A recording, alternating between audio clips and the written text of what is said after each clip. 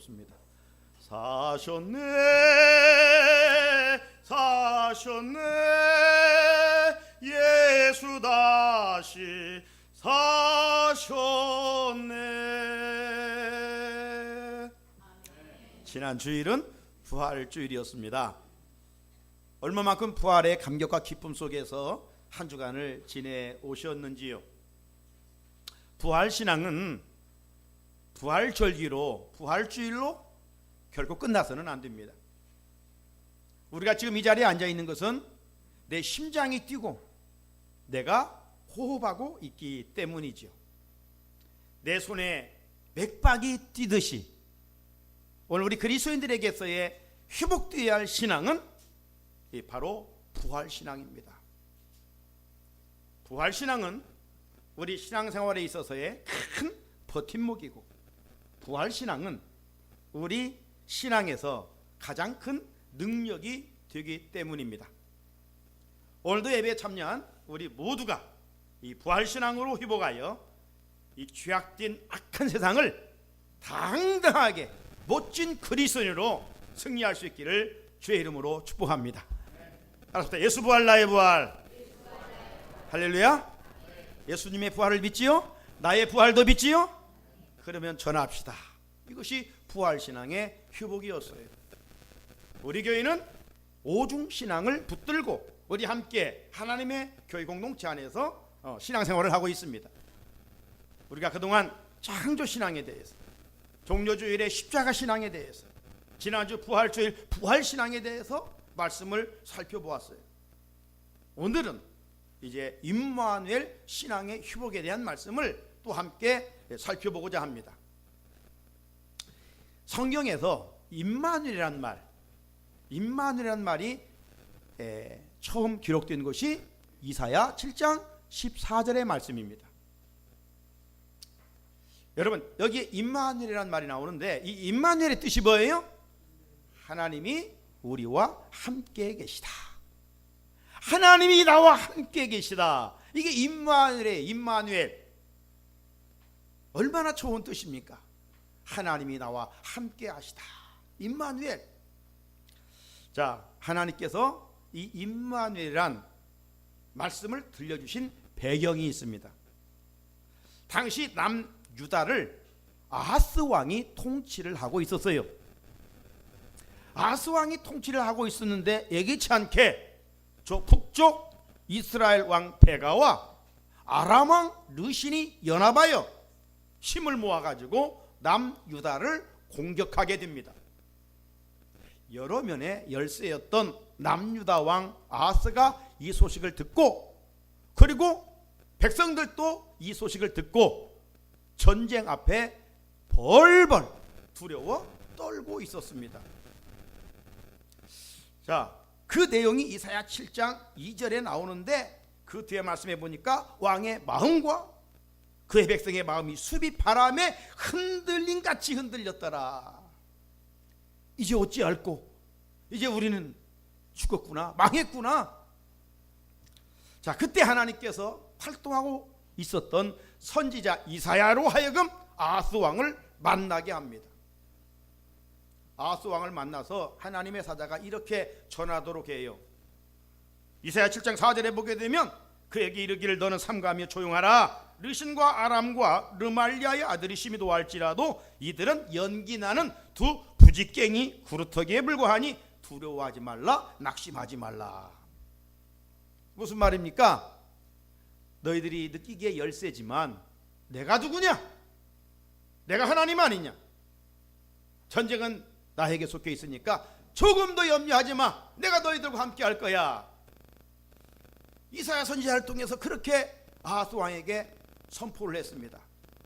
그러면 두려웠던 차에, 책임자로서 큰 염려하던 차에 하나님의 종이 하나님의 말씀을 대언하면 할렐루야, 감사합니다, 제가 믿음 없는 생각을 했습니다 하면서 하나님께 감사해야 마땅한 것 아니에요? 그런데 간땡이가 부었던지 아하스 왕이 이사야 선지자의 말을 믿지를 않아요. 신뢰를 하지 않아요. 그때 하나님은 경고합니다. 7장 9절에 보면 너희가 굳게 믿지 아니하면 너희는 굳게 서지 못하리라.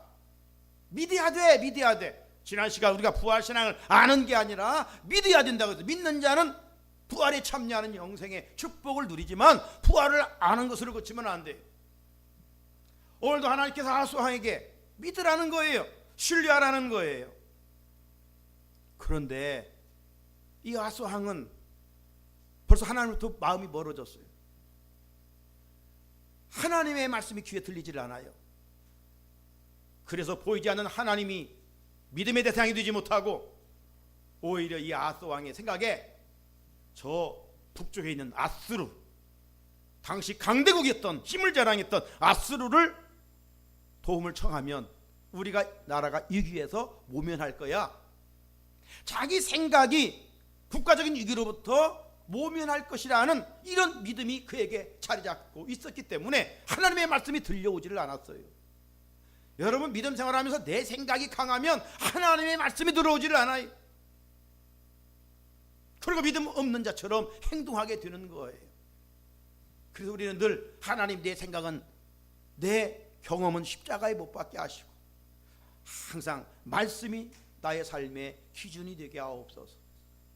내가 어떤 환경이 있을지라도 주의 말씀이 들려지게 하시고 말씀대로 순종하는 사람이 되게 해주십시오. 이렇게 우리가 사모하며 기도할 수 있어야 됩니다. 여러분, 그렇게 재차 내가 너희들과 함께 하겠다 했는데도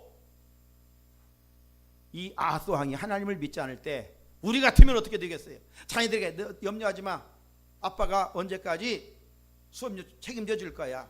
그런데도 믿지 않으면, 그러면 우리 같으면 그럼 네 마음대로 해, 네 마음대로 해. 네? 그렇게 할 것 같지 않아요? 하나님 입장에서 말을 듣지 않으니까 그러면 네 마음대로 해. 연합국을 통해서 한번 쓴맛을 맛보아라 이놈아. 이렇게 할 수도 있지 않겠습니까? 그런데 하나님께서 그렇게 하지 않으시고 아하스 왕에게 또 이야기합니다. 네가 그렇게 믿음이 없냐? 그러면 내가 너와 함께할 징조를 한번 네가 구해봐라. 징조를 구해봐라. 아하스 왕에게 그렇게 얘기를 했어요. 그런데 이 아하스 왕은 하나님의 징조를 구하지 않겠다는 겁니다. 징조가 뭐예요? 하나님의 살아계심을 두 눈으로 확인할 수 있는 분명한 증거를 말하는 겁니다. 이 징조와 더불어 한 사람을 이야기하면 사사시대에 기드온이 있습니다. 기드온이 어느 날 밀을 타작하고 있었어요. 농부였습니다. 그런데 하나님이 사사로 부르셨어요. 나라를 위기에서 구원하시기 위하여. 그런데 부름받고 자기 자신을 보니까 내가 이 농사짓는 밀 타작하는 농부인데 내가 무슨 나라를 구해. 하나님, 저는 너무나도 연약합니다. 저를 사사로 사용하시려면 그러면 친히 징조를 좀 하나 보여주십시오. 하나님이 무엇을 보여주면 되겠느냐? 그러면 하나님, 첫 번째 징조는 지금 여기 마당에 양털이 있습니다. 이 양털에만 이슬이 내리고 주변 땅은 그냥 가뭄 땅처럼 마르게 해 주십시오. 그렇게 기드온이 구했어요. 기드온이 구한 대로 하나님께서 그렇게 하셨어요. 이건 또 우연이 아니야? 뭐 이렇게 생각했던지 기드온이 하나님께 다시 친히 징조를 구합니다. 하나님, 죄송하지만 한 번만 더 구하겠습니다. 뭐니? 이번에는 반대로 양털은 그냥 가뭄에 물줄기 하나 없는 것처럼 바싹 마르게 하시고 주변은 그냥 이슬이 내리게 해 주십시오. 하나님께서 무엇을 못 하시겠어요? 그래? 그렇게 해 주셨어요. 하나님이 자기와 함께 하심을 기드온이 이제 믿게 되는 것이죠. 자, 기드온은 친히 징조를 하나님께 구했어요. 자신의 연약함을 알고. 그런데 이번에 아하스 왕에게는 아하스가 하나님 나에게 징조를 보여달라는 것이 아니라 믿지 않으니까 하나님이 친히 너 징조를 하나 구해라. 그렇게 이야기를 합니다. 그런데 아하스는 이사야 7장 12절에 가보면 이르되 나는 구하지도 않겠습니다. 나는 하나님을 시험하지도 않겠습니다. 아주 불신앙적인 이야기를 하게 됩니다. 이 정도면 하나님은 그냥 뒤돌아 서버릴 법 하신데 그렇게 하지 않으시고 포기하지 않으시고 택한 백성들을 보호해 주시기 위하여 친히 징조를 보여주시겠다고 하십니다. 친히 보여주신 징조가 앞에서 언급한 이사야 7장 14절의 말씀인데 같이 한번 읽어볼까요? 시작. 그러므로 주께서 친히 징조를 너에게 주실 것이라. 보라, 처녀가 잉태하여 아들을 낳을 것이요 그의 이름을 임마누엘이라 하리라. 아멘. 임마누엘의 뜻이 뭐라고요? 하나님이 우리와 함께 하시다. 할렐루야. 하나님이 나와 함께 하시다. 하나님이 우리 가정과 함께 하시다. 이런 좋은 뜻이 임마누엘이에요. 할렐루야. 임마누엘. 사랑하는 성도 여러분, 왜 하나님은 불신하는 아하스왕에게 포기하지 않으시고 끝까지 저들과 함께 하시겠다고 하실까요? 그 이유는 다른 게 아니에요. 저들이 하나님을 택한 것이 아니라 하나님께서 저들을 택하여 세워주셨기 때문에. 오늘도 마찬가지예요. 우리도 내가 하나님을 택한 것 같지만 결코 내가 하나님을 택한 것이 아니라 하나님께서 나를 택하여 세워주신 줄로 믿습니다. 하나님이 나를 택하여 세워주셨어요. 그렇게 하나님께서는 우리를 악한 사탄으로부터 지켜주시고 보호해주시고 함께해 주시겠다고 오늘도 약속하고 계시는 거예요. 그러므로 우리는 어떤 환경에서도 우리의 믿음이 흔들리거나 어떤 환경에서도 우리 마음에 두려움이 뿌리를 내리면 안 되는 거예요. 우리가 일시적으로 두려울 수 있어요. 감정이 있기 때문에. 하지만 그 감정이 쓴뿌리를 우리 마음에 뿌리를 내리면 안 돼요. 두려움이 계속 있는 것은 그건 신앙인의 불신앙이에요. 믿음 없는 자들이에요. 여러분, 인생길 살다 보면 두려움이 한두 번 찾아옵니까? 염려되는 일이 한두 번 찾아옵니까? 그때마다 우리의 마음에 고백해야 할 말씀이 임마누엘. 하나님이 나와 함께 하신다. 이 신앙을 회복해야 됩니다. 그러면 하나님께서 우리의 고백과 우리의 믿음을 보시고 함께 해주시는 은혜를 경험하게 하십니다. 우리가 가지고 있는 성경은 한 권이지만 크게 구약과 신약으로 나눠집니다. 구약의 내용이 뭡니까? 장차 오실 메시아에 대한 약속이죠. 따라서 하나님께서 아하스왕에게 보여주실 이 임마누엘의 징조는 처녀가 아들을 낳는다는 겁니다. 인간으로는 할 수 없는 이야기. 하나님의 전능하심으로 이스라엘 남유다와 함께 하시면서 승리하겠다는 겁니다. 그러나 단순히 전쟁에서 승리한다는 것을 말하는 것이 아니라 여기에는 놀라운 애표가 숨겨 있습니다. 그것은 바로 장차 하나님께서 인류를 구원하시기 위하여 보내실 메시아에 대한 약속이 여기에 있는 거예요. 그러므로 임마누엘의 이 말씀은 이 땅에 예수 그리스도께서 오심으로 말미암아 완전하게 성취된 사건입니다. 구약의 예언은 신약의 성취와 맥을 같이 하죠. 구약은 약속, 신약은 성취. 구약은 그림자, 신약은 뿌리. 이런 관계이죠. 그래서 구약의 임마누엘의 완전한 성취는 예수 그리스도를 통해서 이루어졌는데 마태복음 1장 23절에서 마태는 이렇게 구약의 사건에 예수를 통한 성취를 고백합니다. 보라, 처녀가 잉태하여 아들을 낳을 것이요 그의 이름을 임마누엘이라 하려 하셨으니 이를 번역한즉 하나님이 우리와 함께 계시다 함이라. 할렐루야. 하나님이 우리와 함께 계신다. 예수님께서 왜 하늘 영광의 보좌를 버리시고 이 땅에 오셨는가? 그것은 바로 저와 여러분과 함께 하시기 위함입니다. 지난번 사순절 특별 새벽기도회 때 이제 우리가 신앙의 경주를 할 때 홀로 나 혼자 신앙의 경주를 한다고 하지 않았어요. 히브리서 12장에 보게 되면 허다한 무리들의 우리를 응원한다고 그랬죠. 함께 교회 공동체 안에 있는 우리 가족들이 응원을 해주고 있어요. 뿐만 아니라 하나님의 나라에 부름을 받은 믿음의 영웅들이 우리를 힘내라 힘내라 오늘도 응원해주고 있다고 그랬어요. 그러나 진정한 우리의 좋은 응원을 주시는 분은 누구냐? 하나님 우편에 계신 예수 그리스도이십니다. 예수 그리스도께서 우리의 가장 좋은 신앙의 멘토요, 우리에게 힘을 주시는 응원자이시죠. 그분은 오늘도 보혜사 성령을 통해서 우리에게 은혜를 주시고 우리와 함께 하십니다. 그러므로 우리들이 삶의 자리에서 붙들어야 할 신앙 중 하나가 바로 오늘 말씀을 듣는 임마누엘 신앙입니다. 임마누엘 신앙, 어디에 있든지 나와 함께 하시는 그 하나님, 그렇게 멋지게 사는 한 사람이 오늘 본문에 기록되어 있습니다. 그 사람은 바로 야곱의 11번째 아들이었던 요셉입니다.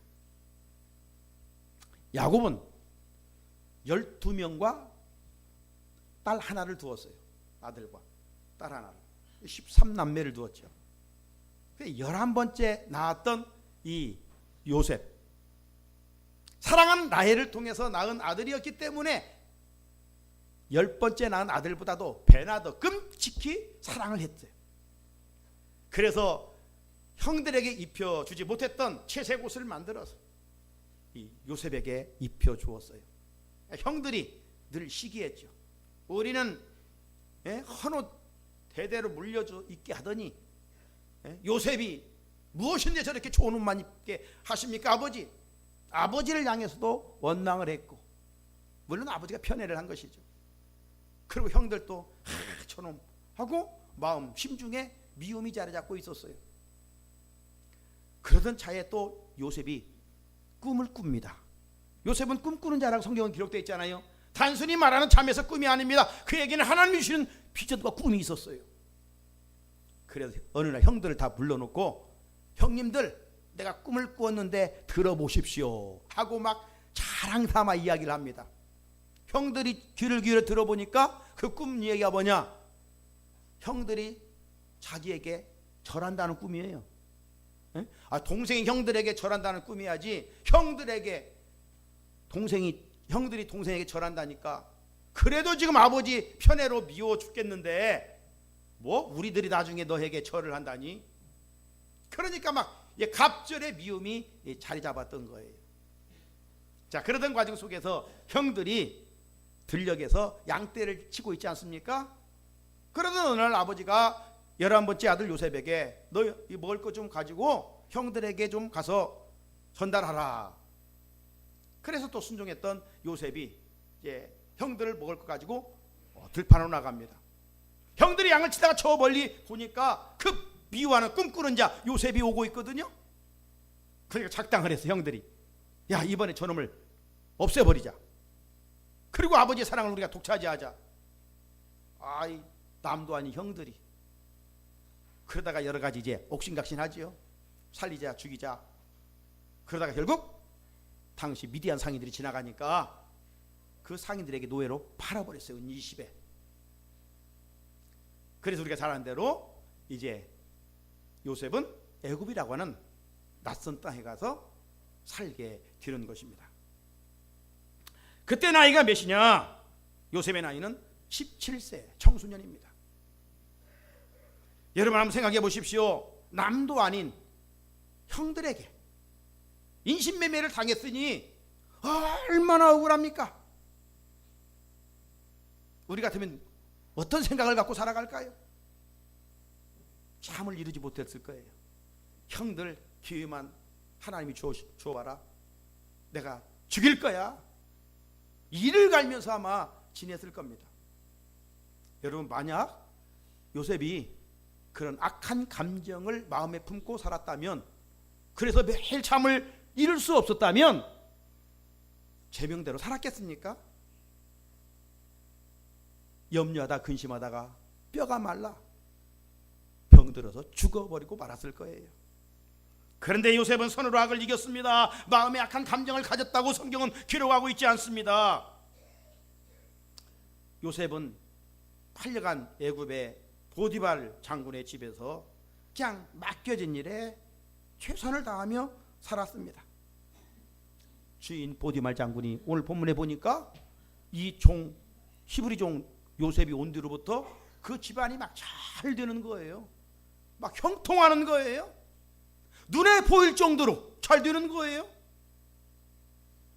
그래서 이놈은 단순히 종이 아니네 하라고 자기의 모든 경제권을 집안 맡은 것 모든 걸 맡겼어요. 가정 총무로 세웠어요.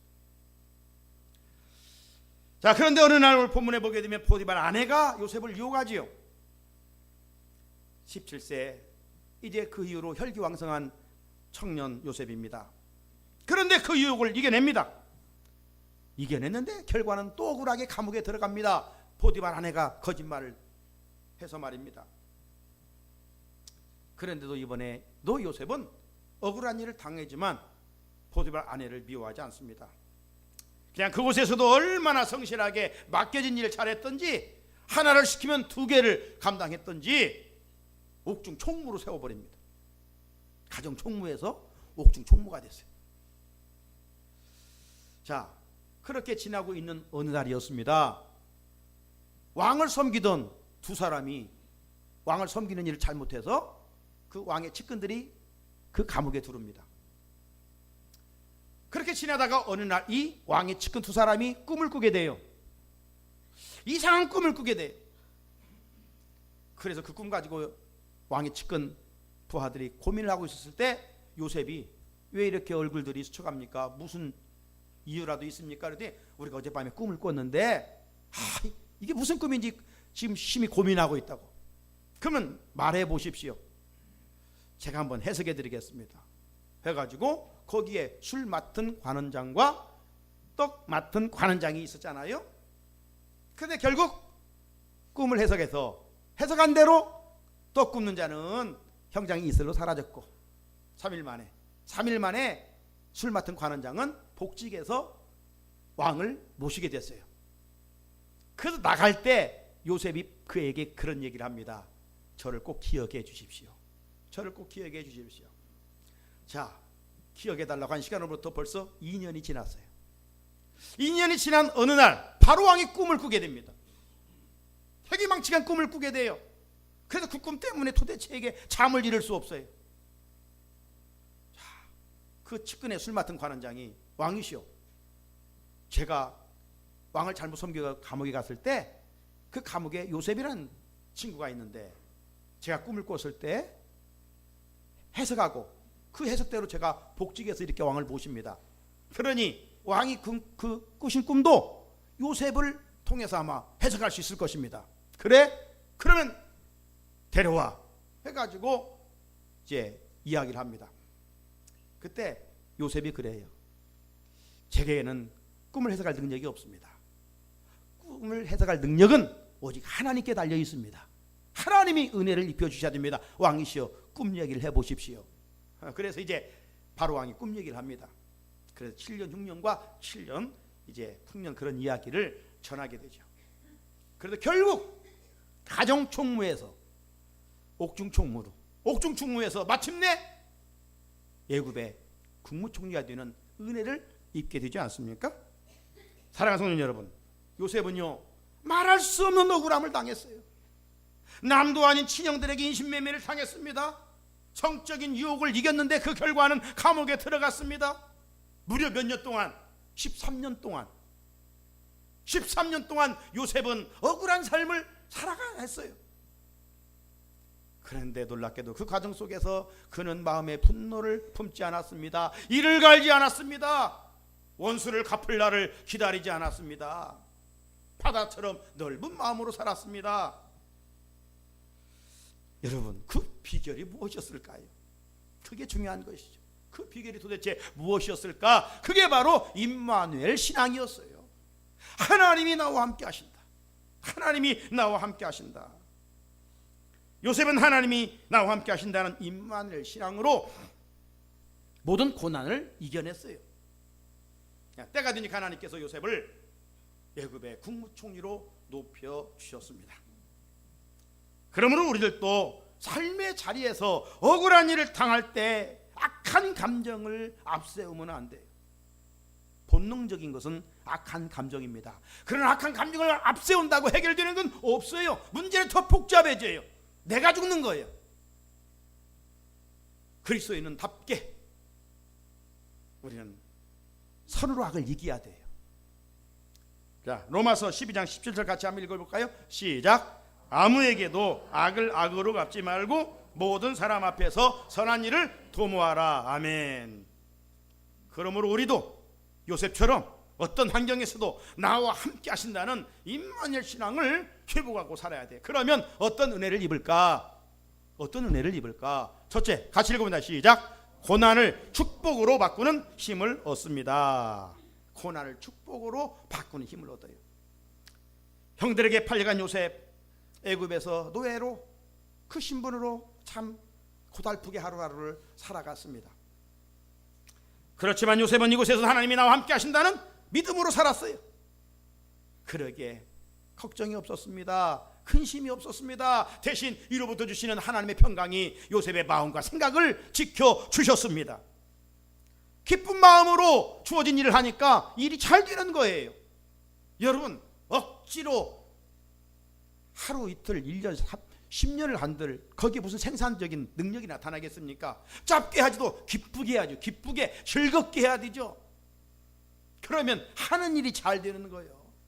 요셉이 억울한 일을 당하지만 기쁘게 했어요. 즐겁게 했어요. 원수갑을 생각하지 아니하고 이런 환경에서도 일할 수 있음에 감사합니다 하고 즐겁게 했어요. 그러니 주인의 집이 막 잘 되죠. 형통하죠. 보디발은 애굽의 이방신을 섬기는 사람이에요. 하나님을 모르는 사람이에요. 그런데 요셉은 자기 정체성을 드러냈던 것 같아요. 주인이요, 내가 비록 종으로 왔지만 나는 하나님을 섬기는 사람입니다. 그래서 오늘 3절에 보면 그의 주인이 여호와께서 그와 함께 하심을 보며 또 여호와께서 그의 범사에 형통하게 하심을 보았도다.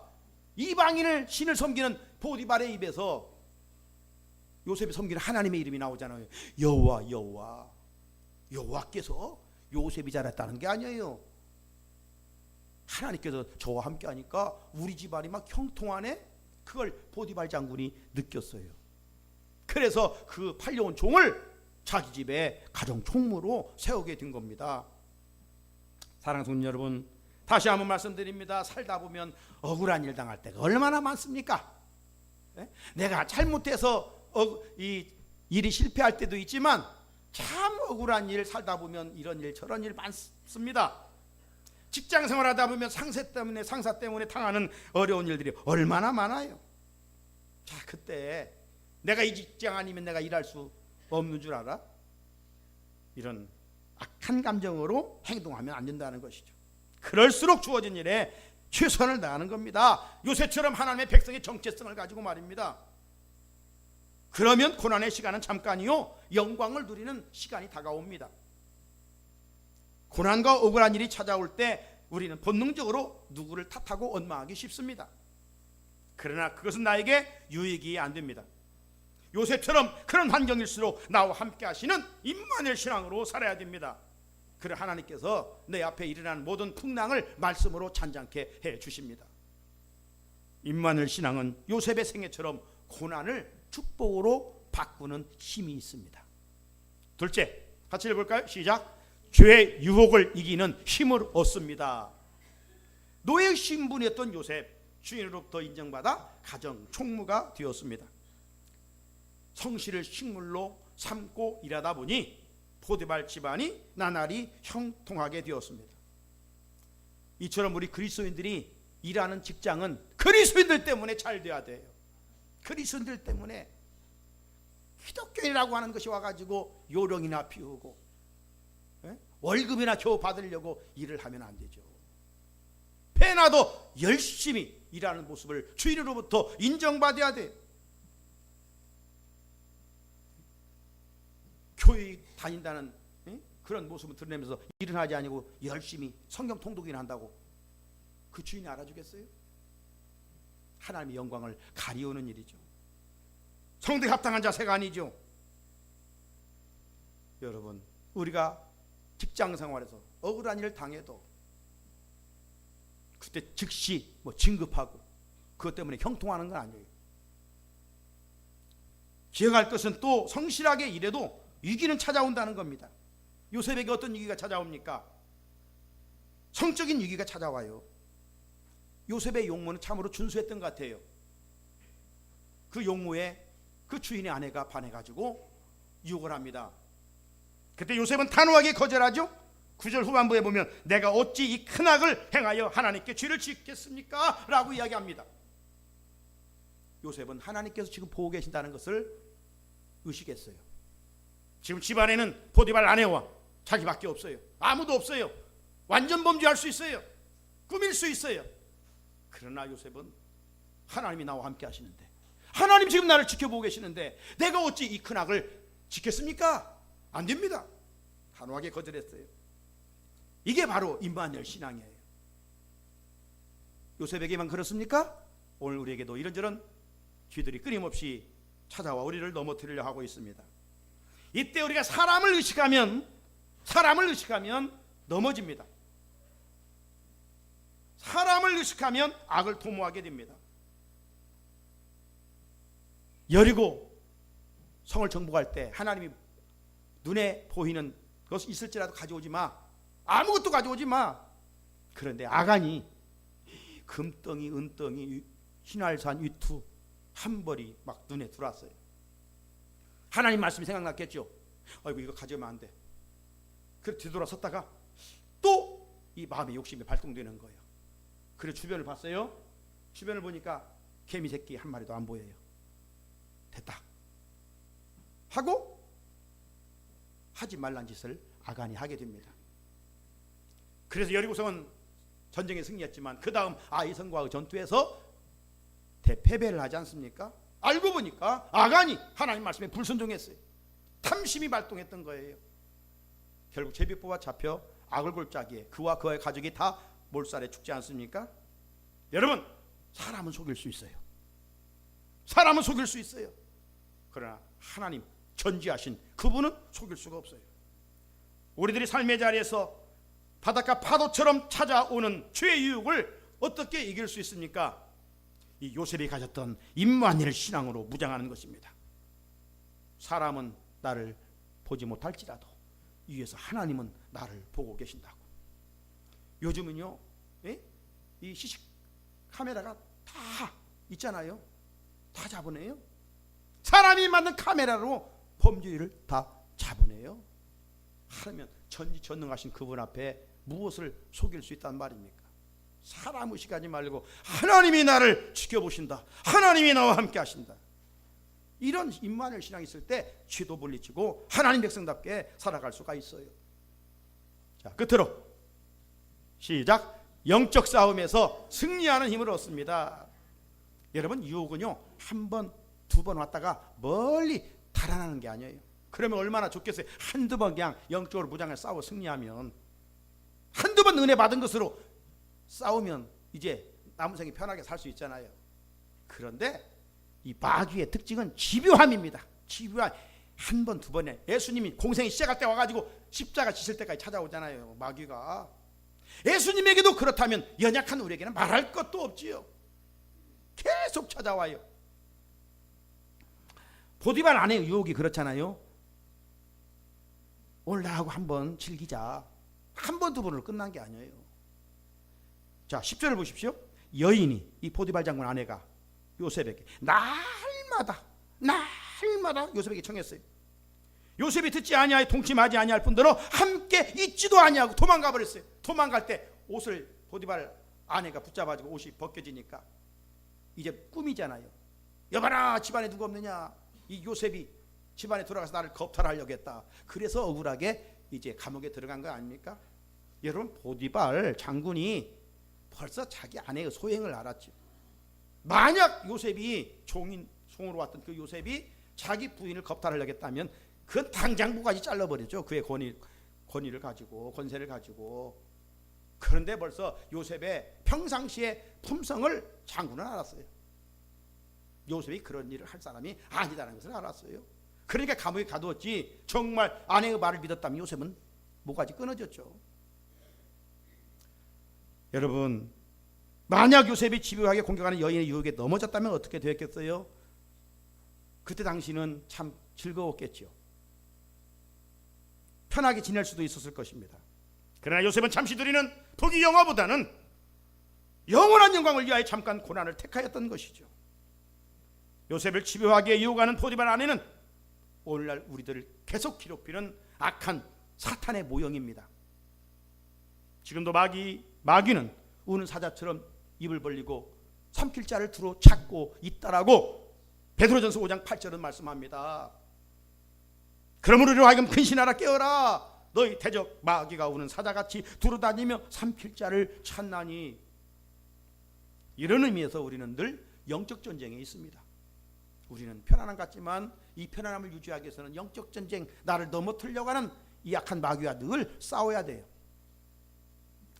마귀는 교활합니다. 우리가 싸워 이길 수가 없어요. 영물이기 때문에, 교묘하게 우리를 찾아오기 때문에.